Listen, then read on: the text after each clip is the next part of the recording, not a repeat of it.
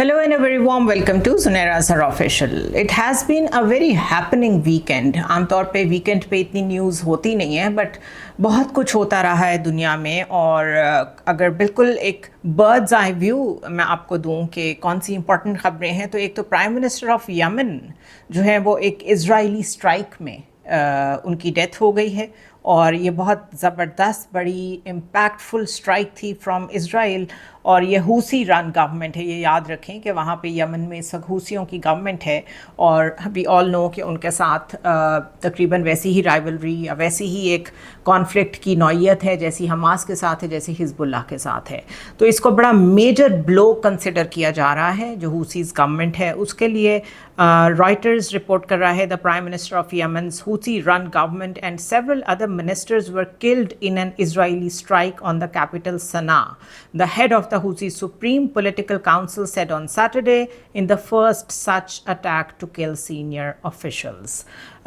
इसके ऊपर डिटेल में we will talk some other time because Yemen का क्या इशू है, हूसीज़ कौन है, इसके ऊपर मैं एक बहुत डिटेल्ड वीलॉग कर चुकी हूँ but there is about time कि इसको दोबारा से डिस्कस किया जाए कि अब ये जो एक एक्सेस कमज़ोर हो रहा है रेजिस्टेंस का, हमास, हिजबुल्लाह एंड हूसीज़, इसके बाद क्या सिनेरियो क्रिएट हो रहा है मिडल ईस्ट में। उसके अलावा एक और इम्पॉर्टेंट न्यूज़ ये थी कि इंडोनेशिया के जो प्रीमियर हैं वो SCO में शिरकत के लिए नहीं जा सके और उसकी वजह ये थी कि इंडोनेशिया में इतने प्रोटेस्ट हुए बिकॉज़ वहाँ के पार्लियामेंटेरियंस की जो सैलरीज़ बढ़ी हैं, कोई पर्क्स एंड प्रिविलेजेस उनको एलोकेट किए गए हैं, उसके रिएक्शन में वहाँ इतने ज़बरदस्त मुजाहरे हुए हैं कि जो इंडोनेशियन स्टूडेंट्स और सिविल सोसाइटी ग्रुप्स हैं, अल जज़ीरा कह रहा है, उन्होंने जकार्ता में जो है वो एक कैपिटल को जिसे कहते हैं बिल्कुल सराउंड कर लिया, बिल्कुल हॉस्टेज बना लिया।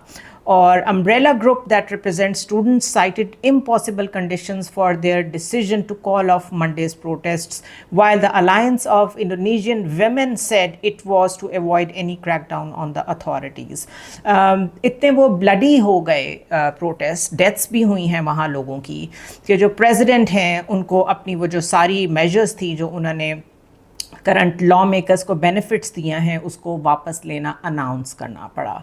This is another story that I would love to discuss कि जब लोगों को ग्रास रूट लेवल पे, किचन के लेवल पे, स्कूल्स, हॉस्पिटल्स, बेसिक नीड्स ना मिल रही हों, जितना वो टैक्स दे रहे हों उसके साथ कंपैटिबिलिटी ना हो, तो this is how people react.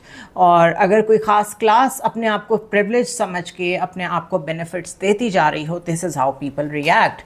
Something very similar happened in Bangladesh, something very similar happened in Vietnam.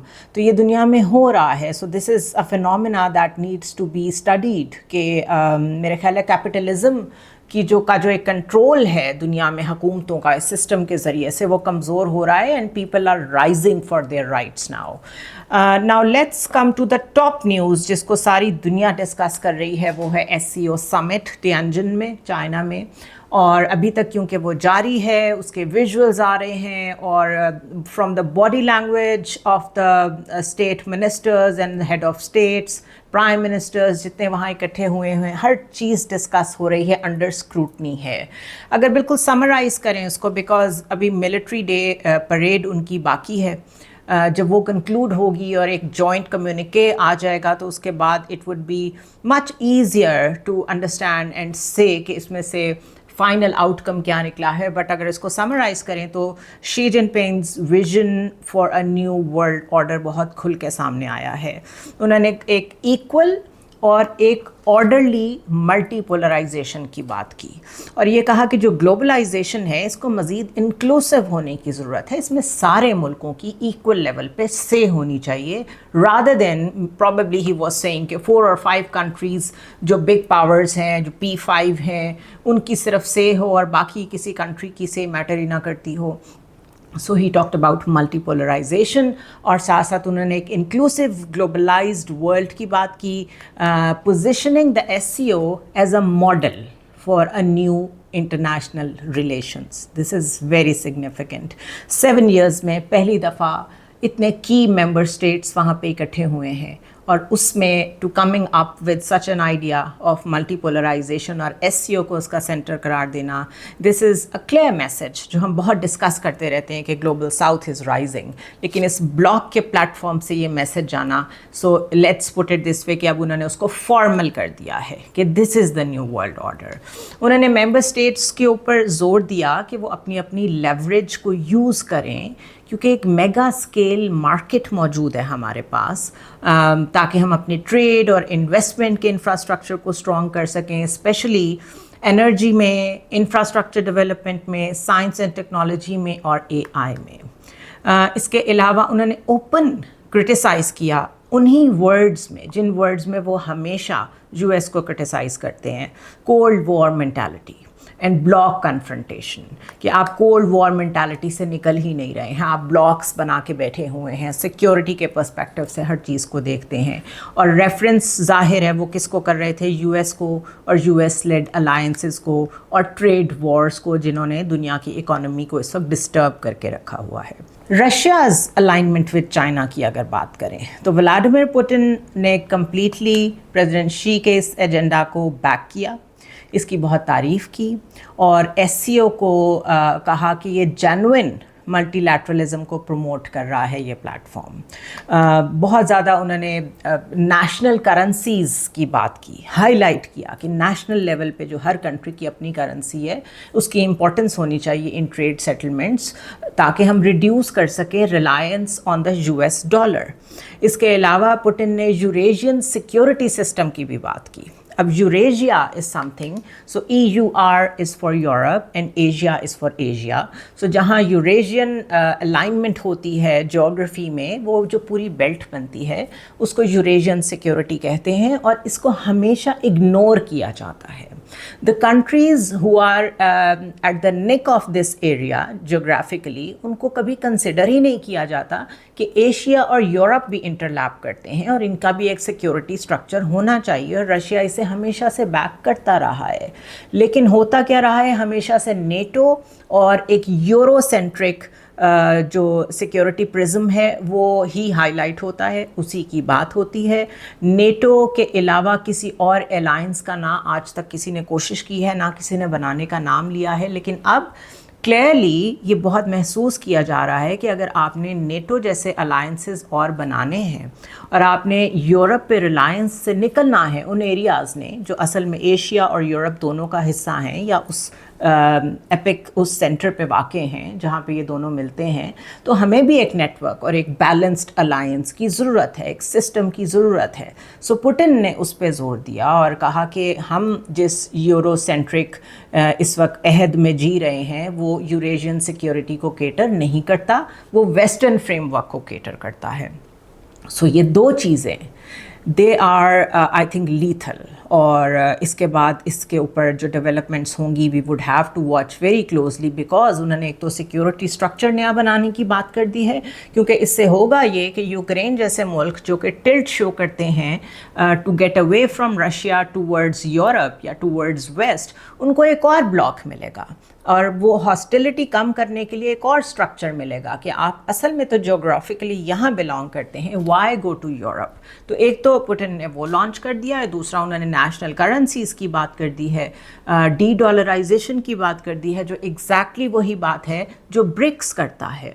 So it means कि जो पहले ब्रिक्स को पनिश कर रहा है US बाय स्लैपिंग टैरिफ्स और भी बहुत तरीक़ों से, जो कुछ ब्राज़ील के साथ वो कर रहा है, अब तो ये बहुत वाइड लेवल पे SCO ने भी बात कर दी है। सो ये अलाइनमेंट बन रही है डी डॉलराइजेशन के लिए ब्रिक्स की और SCO की। This is a big development. Global south की सॉलिडारिटी बहुत प्रोमिनेंट नज़र आई है इस समिट में। Leaders from India, after 7 years Narendra Modi वहाँ गए हैं, पाकिस्तान के वज़ीर आज़म शहबाज शरीफ वहाँ मौजूद थे, सेंट्रल एशियन स्टेट्स के हेड्स वहाँ मौजूद थे, मिडिल ईस्ट कंट्रीज़ से वहाँ के हेड ऑफ़ स्टेट्स गए हुए थे। So South Asia, South East Asia, आपको तकरीबन पूरा ग्लोबल साउथ एक पेडिस्टल पे नज़र आया है। They attended the conference, signalled that bloc is growing its weight in the Global South. So इस वक्त अगर आप इंटरनेशनल मीडिया सुने तो कुछ और रिपोर्ट नहीं हो रहा सिवाय इसके। SCO ने वैसे भी बहुत एक्सपैंड किया है। 6 फाउंडिंग मेंबर्स थे, फिर 10 परमानेंट मेंबर्स हुए और इस वक्त 16 ऑब्जर्वर पार्टनर्स हैं या डायलॉग पार्टनर्स हैं। तो इससे अंदाज़ा होता है कि इसकी रीच जो है वो मुस्तकिल बढ़ रही है। और ये क्यों बढ़ रही है? Because of the China's economic diplomacy. और ये जो विजन है, this is totally different, it is more open, it is multilateral.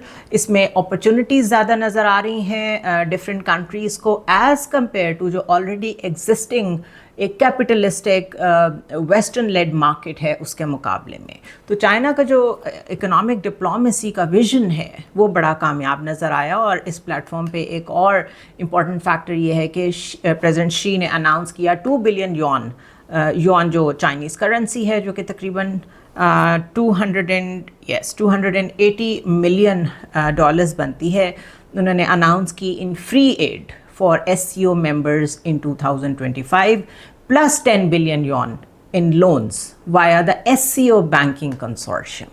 So आप देखें वो parallel level पे हर चीज़ launch कर रहे हैं, from banking system to loans to security to defense towards multilateralism। वो तकरीबन एक नया वर्ल्ड ऑर्डर क्रिएट कर रहे हैं और उसको ओपनली इस दफ़ा इस फोरम से लॉन्च किया गया है bye expressing these views. This really cements, glues rather, China's role as the economic driver of this organization or the global south। India China reset की बहुत बात हो रही है साइड लाइन्स पे प्रेसिडेंट शी की और prime minister Modi, side lines पे प्रेसिडेंट शी की और नरेंद्र मोदी की मुलाकात हुई है first time in 7 years। Although the both leader agreed कि उनको डेवलपमेंट पार्टनर्स बनना चाहिए, राइवल्स नहीं होना चाहिए। सिग्नलिंग की गई है कि अटैम्प्ट्स होनी चाहिए कि टेंशन्स ईजी हों और ट्रेड टाइज एक्सपैंड करें, बट जयशंकर उनके साथ वहाँ नहीं गए। और फॉरेन मिनिस्टर का वहाँ साथ ना होना सिर्फ ये कह के कि हेल्थ रीजंस हैं, this is not a very good omen, not a good signalling in diplomatic circles. इसके अलावा ये सब कुछ तो पहले जब चाइनीज़ फॉरेन मिनिस्टर इंडिया गए थे तो ये सब कुछ तो तब भी हुआ था, बट द रियल रीसेट उसके लिए कोई अभी तक बहुत कॉन्क्रीट चीज़ नज़र नहीं आई। Maybe in the future हम उसे देख सकें, लेकिन ये बात भी बहुत हो रही है कि Trump has pushed India towards the China, but ये हम एट लेंथ बात कर चुके हैं कि ये करना इतना आसान नहीं होगा। इसके अलावा एक और इम्पॉर्टेंट फैक्टर ये है कि इस साल के एंड में क्वाड की समिट है जिसमें डोनाल्ड ट्रंप ने जाना है। अगर तब तक जो कि फंक्शनल लेवल पे बातचीत चल रही है यूएस की भी और इंडिया की भी, जो स्टेट डिपार्टमेंट लेवल पे विजिट्स होते हैं वो मुस्तकिल चल रहे हैं, ये कोशिश की जा रही है कि जो एक कोऑर्डिनेशन अभी तक कोई 3 decades से चल रही है वो ख़त्म ना हो। अगर वो कामयाब हो जाती हैं सारी मीटिंग्स में, जो भी एजेंडाज़ हैं उनको अचीव कर लिया जाता है, डोनाल्ड ट्रंप को कन्विंस कर लिया जाता है कि वो क्वाड समिट में जाएं, उसे अटेंड करें, तो that is going to be a big blow to this reset, जो कि अभी हुआ नहीं है लेकिन दुनिया कह रही है कि ये इंडिया चाइना रीसेट होने जा रहा है। सो फिंगर्स क्रॉस्ड, क्योंकि अभी तक तो कोई भी जो ट्रेड रिलेटेड बातचीत है इंडिया की यूएस के साथ वो कामयाब नहीं हुई है। So fingers crossed. एक चीज़ जो बहुत खुल के इस समिट पे अभी तक हुई है, that is criticism of US trade policy. President Xi's remarks indirectly targeted Donald Trump's tariff war, और उन्होंने इसको बार बार कहा और डेवलपिंग कंट्रीज़, डेवलपिंग इकोनॉमीज़ का नाम लेके कहा कि आप उनके लिए मुश्किल खड़ी कर रहे हैं।